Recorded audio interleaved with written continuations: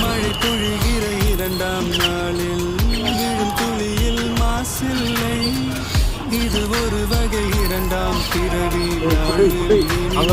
அம்மா வந்துருச்சு.